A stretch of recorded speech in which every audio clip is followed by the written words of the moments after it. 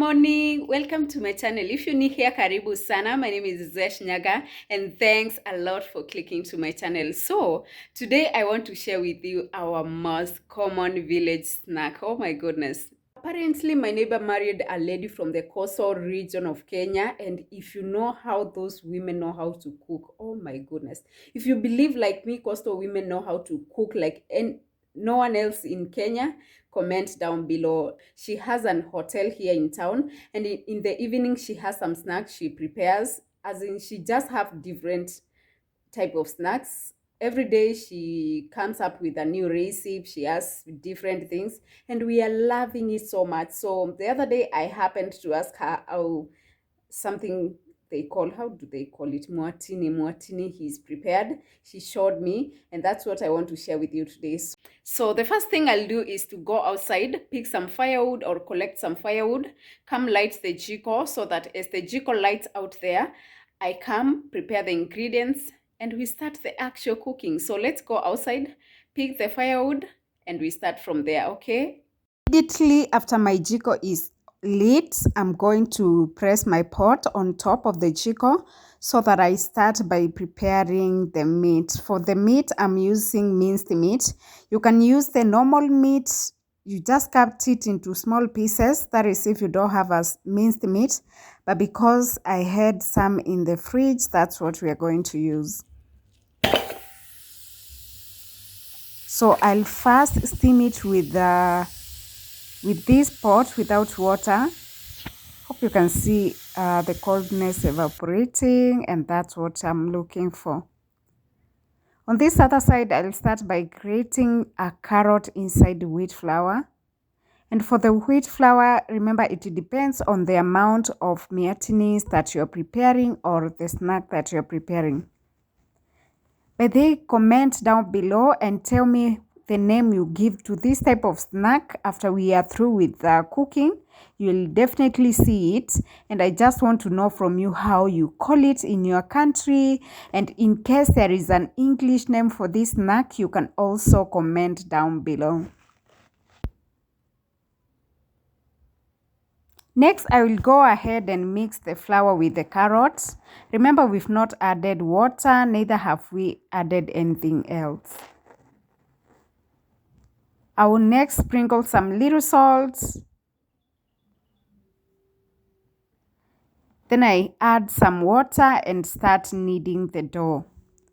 Secret number one to preparing this type of snack: don't mix your dough like you're preparing chapati or mandazi. Leave it when it's not well done. Like when it you know, the way you prepare dough for mandazis or chapati, don't reach that stage. Reach like 3/4 way, and by so doing your results will be amazing. As you can see, the dough is sticking to my hands. I just want to add some little wheat flour. Mix kidogo ikue, yani haijalainika kabisa, imebakia stage refu sana. Then I'll just leave it like this, and we go check on the meat how it's doing.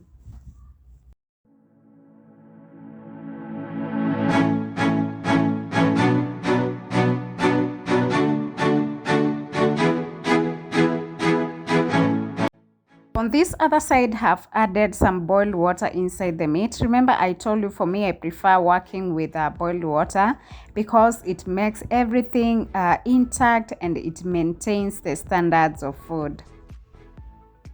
So I'll try to break this solid meat and leave it here to boil.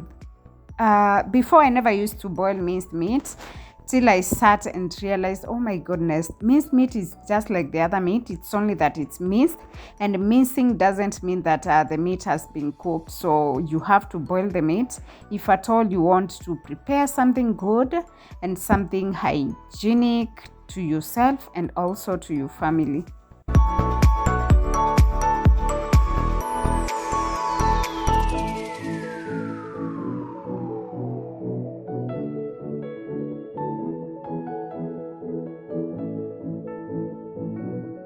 As you can see, the meat has actually boiled so well, and this is the time I'm going to squeeze the meat on one side and add red onions to the side, to the space I've created, and I'll also add some chopped potatoes. So remember, potatoes tend to take a longer time, and that's why I'm adding them at this stage. Next, I will give them a very nice stir. Just to mention, the meat had not dried up completely, so I'll take advantage of that little water that is remaining in the meat to cook the potatoes. At this stage, I'll make sure the ingredients are balancing. Number one, I will add pepper or chili. I will also add capsicum or pilipili hoho. Ensure the salt is in order. And that's the only ingredients that I'm using. When it comes to spices, it's up to you to identify the ones that you want to use. For me, for today, I don't feel like using spices because the kids are around, and I don't like exposing them to spices. I will pick the dough that we had prepared, try spreading it a little bit and cut it into 4 equal pieces.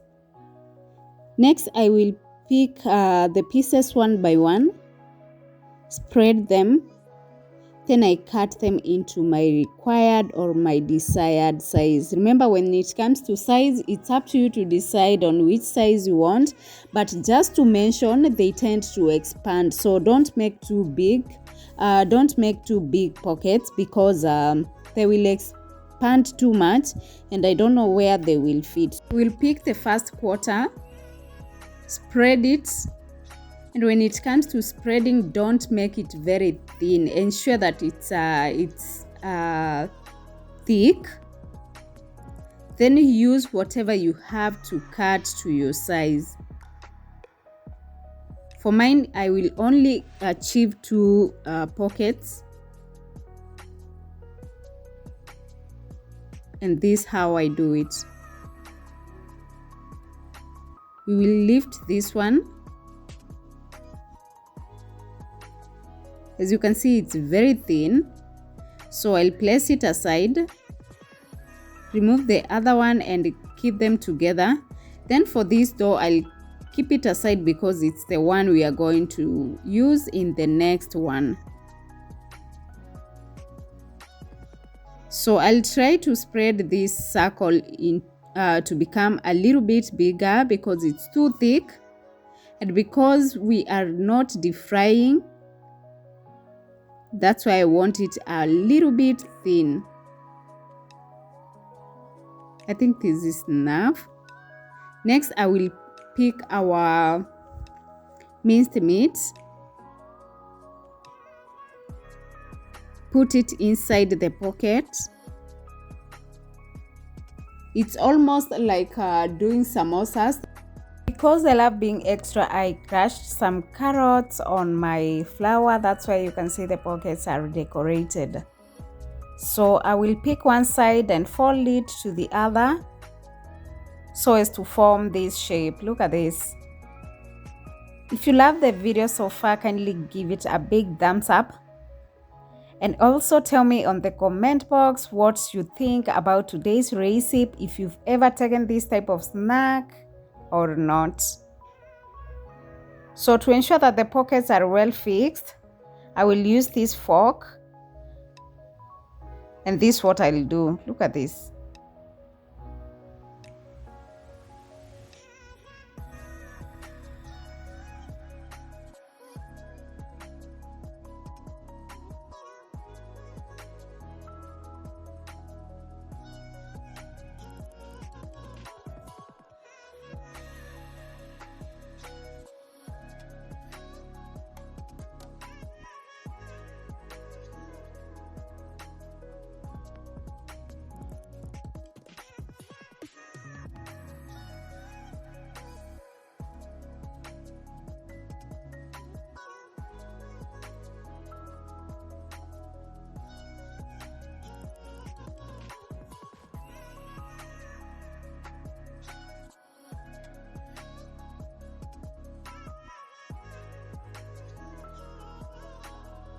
Oh my goodness, look at this. Have actually made them the same way my neighbor does. And I love them so much. Oh my goodness. As I told you, the shape, not really the shape, the size tends to expand. And I hope you've seen for yourself. This is not the size that we made. And that's why I told you make them when they are smaller so that when it expands, there is room for expansion. This is one of the advantages of interracial marriage. You get to learn new things, you exchange ideas, get to know different cultures, and that's the most important thing in this life. Oh my goodness.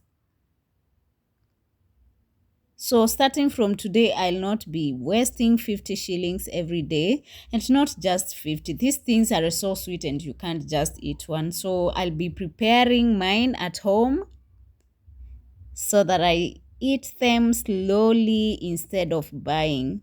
That's why I keep saying that women from the coast are good chefs. If you believe like me that coastal women know how to cook more than any other woman in Kenya, comment down below. Because for me, I give them 100%, okay? Even if I say I know how to cook, those women cook sweet food. Oh my goodness. Very sweet. The ingredients are balanced. My goodness. If you know of any other tribe in Kenya which knows how to cook more than coastal women, comment down below.